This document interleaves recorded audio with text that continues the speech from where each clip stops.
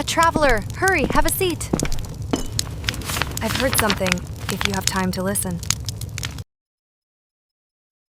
My lady? Kaighleigh looked up. Donte was bent near her, one hand braced against the rock as he motioned politely, asking without words if he might sit beside her. She shifted, drawing her legs in and crossing them as he settled down next to her. He plopped beside her with an easy, graceful confidence, leaning back lazily on one arm. She found herself noticing him, his masculine, rugged appearance, the way he seemed entirely at ease in this rough place. "Yes," she replied. She remembered telling him earlier to continue his thoughts later in the evening. She had spent much of the day turning them over in her mind, still unsure what would happen to her, or what might yet conspire around her. In the end, she had decided it was wiser not to dwell on matters she could not control. Whatever was meant to unfold would do so in good time. All she could do was remain on the right path, whatever fate had set before her. "Do you wish to hear the rest of the tale?" he asked, his voice lazy and warm beside her. He twined his soup cup slowly around in his free hand as he spoke. He looked into her eyes. There was a spark there, something bright and wondering, that she remembered seeing only in children. Kaighleigh breathed lightly through parted lips, caught for a moment by the details of his face, then nodded silently. His smile followed, soft and genuine, making him seem much younger than she suspected he truly was. "I left off with the people remembering the legend in their own way, did I not?" She nodded again, blinking slowly, careful not to linger too long on him. He smiled once more, and this time she turned her head away, fixing her gaze on the fire. She lifted her bowl, took a sip, then lowered it back into her lap, aware of the way he was casually watching her, rain still clinging to her hair and skin. Without a word, he removed the dry cloak from around his shoulders and draped it over her own. She smiled faintly, glancing toward him and nodding her thanks. He only shrugged in response. She looked away quickly, returning her attention to the flames as they jumped and spat, wood cracking as the fire consumed its fuel. "Yes, well," he began, "all these thousands of years, the demons, I will call them the Dark Ones, for there are ogres and trolls and whatnot, all included among these nasty ruffians. The Dark Ones have been trying to knock down the gates of Tirminag for eons now, and none have been successful. But a little over 20 years ago, a band of warriors was leaving, many were leaving, to war with the Dark Ones. The elven ones who had chosen to live lives away from Tirminag were being sought out and slaughtered. So it was the mission of this band to discover what the demons were plotting against our kind. We believe the Dark Ones searched fervently for a way into Tirminag, to destroy us and take over the City of Light. It is a drive within them, one they have known since the betrayal at the beginning of this war. We were foolish then to believe the demons were mindless, soulless beasts, lacking intelligence.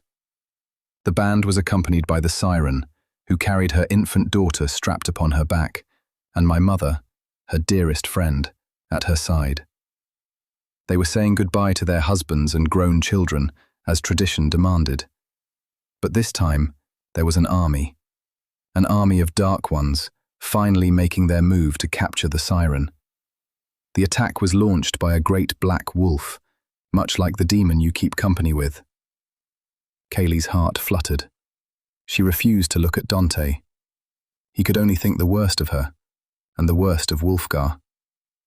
"He was not there," she whispered, her lips barely parting as the words escaped her. It was instinct, a quiet defense, but Donte only shrugged.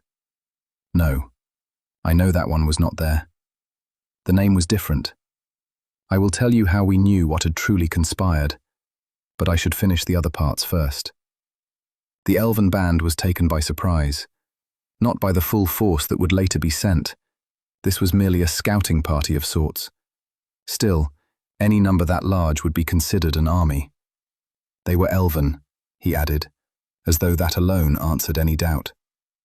She supposed in many ways it did. The elven were skilled, wise, powerful.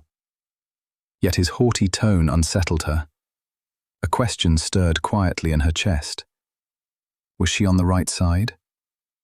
Serena, he continued, the Seiren of that time, was a brave and strong woman. She was very beautiful and very fortunate. She was married to the Queen's brother, and with her power, wisdom, and the gift she wielded, she was one of the greatest Seiren Tirminag had ever been privileged to know. He paused. I remember her well, he said softly, and in a way, you look much like her. Kaighleigh froze. Her insides twisted with worry. She was not ready for this, not yet. She could not face that past while the loss of her parents still lay raw within her, while so many choices remained undecided. It was all too much at once. Her mind trembled on the brink of fracture, until it was steadied.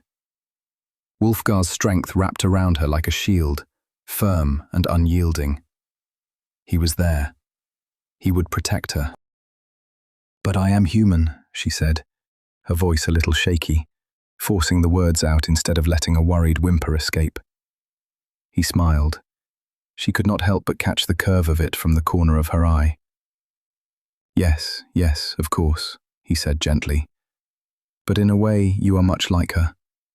The way your hair falls, its colour, the way the light plays so softly against you, as if it were afraid to touch you too directly, as if it feared causing you harm. The colour of your eyes, like a warm autumn day, and the way you see the world as a good place. Kaighleigh slowly turned to look at him. He was close, so very close. Donte's voice had dropped, low and smooth, and heat crept into her cheeks. Never had she thought of her plain features in such a way, never imagined them described as something golden, something cherished. His eyes were bright, filled with things she had never seen and could never have experienced. Strength sat easily in the line of his jaw, his skin lightly tanned, his brows smooth and expressive.